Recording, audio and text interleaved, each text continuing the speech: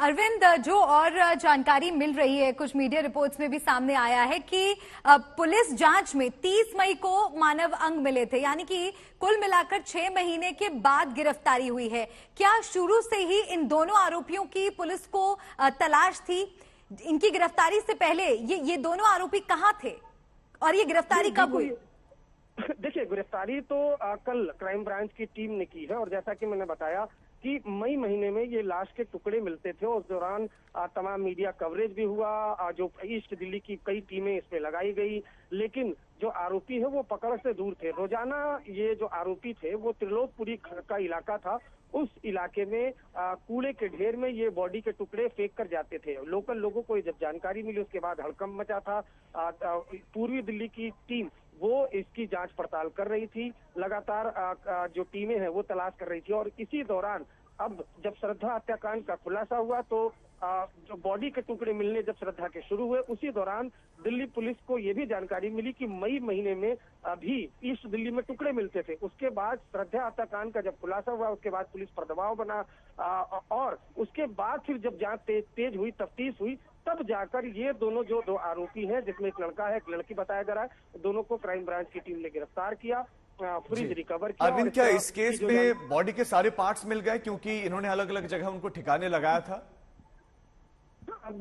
तकरीबन देखिए, इसमें तो जो बॉडी पार्ट्स हैं वो ही फेंके जाते थे।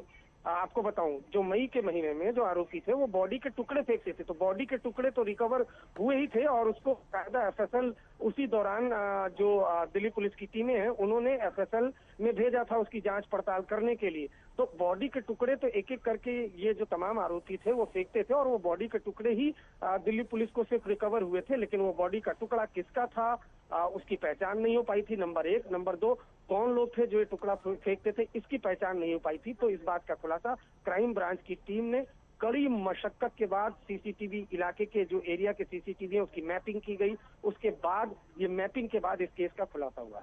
और अरविंद, अगर आप ये जानकारी भी दे सकें कि दिल्ली के कौन कौन से हिस्सों तक इस पूरी जांच के तार जुड़े थे, जैसे कि हम आफ्ताब केस में देख रहे हैं कि किस तरह से दिल्ली से लेकर मेहरौली और अलग अलग राज्यों में तफ्तीश चल रही है, इस मामले को लेकर के जांच कहां कहां तक पहुंची?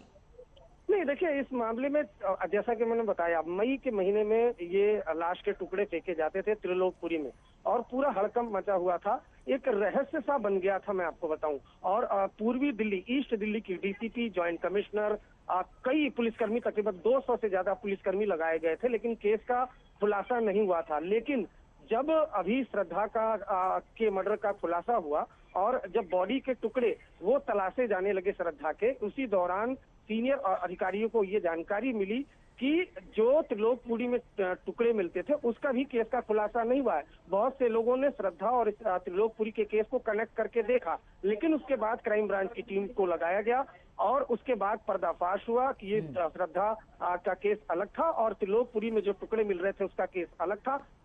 जो त्रिलोकपुरी में टुकड़े मिले थे वो दरअसल अंजन दास के थे। अंजन दास की हत्या एक लड़के और लड़की ने मिलकर की थी, घर के अंदर उसका मर्डर किया था, उसकी लाश के टुकड़े किए थे और टुकड़ों को फ्रिज में रखा था। रोजाना जो टुकड़े थे वो फ्रिज से निकालकर त्रिलोकपुरी इलाके में फेंका करते थे। तो इन तमाम सबूतों के बाद लड़का और लड़की को गिरफ्तार किया गया है, उससे पूछताछ क्राइम ब्रांच की टीम अभी कर रही है और 1 बजे के लगभग, जैसा कि मैंने बताया, क्राइम ब्रांच आप बता रहे हैं कि 1 बजे अरविंद एक इंपॉर्टेंट प्रेस कॉन्फ्रेंस होने जा रही है, लेकिन अंजन दास के बारे में और क्या इन्फॉर्मेशन मिल पाए हैं कि ये कहाँ के, मतलब कहाँ से आए, दिल्ली में ही के रहने वाले हैं या कहीं और से आए थे, क्या काम करते थे, कुछ इस बारे में इन्फॉर्मेशन है?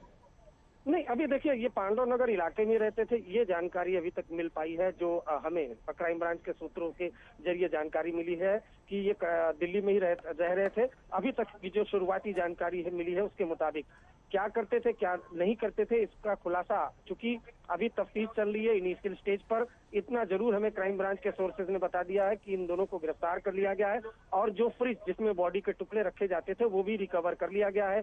सीसीटीवी भी एविडेंस के तौर पर सीज किए गए हैं। आज तक के पास वो सीसीटीवी भी है जिसमें दोनों आरोपी दिखाई दे रहे हैं। तो पूरा खुलासा जो है वो क्राइम ब्रांच की टीम करेगी। अभी भी तफ्तीश जो है वो जारी है, कुछ और चीजें कलेक्ट करनी है। शायद यही वजह से 1 बजे का टाइम क्राइम ब्रांच के अधिकारियों ने दिया है कि 1 बजे इस पूरे हत्याकांड से पर्दा उठाया गया।